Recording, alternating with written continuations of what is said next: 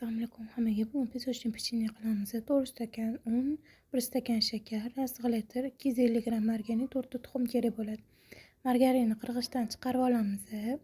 Mana shuni qirg'ichdan chiqarib, urib olamiz yaxshilab.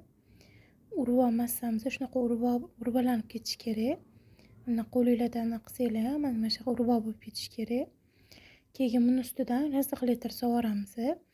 Yarmi litr taxminan bir osh qoshiq solasizlar. Men bitta pachka hammasi emas, ozgina ichida qoladi yarmi. Hammasini sovurmaysizlar, bo'lmasa taxir bo'lmasasiz kelib qoladi. 4 ta tuxumni chaqib, ustidan 1 stakan shakar solamiz. Stakanim qo'liga shakarim qotib qolibdi, mayli hech narsa qilmaydi. Endi yaxshilab aralashtirib olamiz.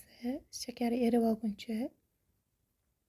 Shuni aralashtirib, boyagi unli massamizga solib, yumshoq xamir qilib olamiz. Mana shunaqa yumshoq xamir bo'lishi kerak. Mana shunaqa bossanglar yumshoq plastilindek yumshoq bo'lishi kerak. Keyin jo'va yordamida yoyib, unda har xil nasatkalarda kesib olamiz. O'zingizga yoqqan nasatkada.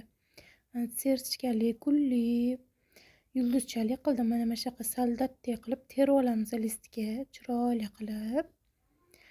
Ustidan shakar ham qilsanglar bo'ladi. Men shakar qilganman, uni esimdan chiqib qolibdi etish. Pishgandan keyin saxanli pudra qilsanglar ham bo'ladi. Ikkinchi listimiz endi pishgan holati.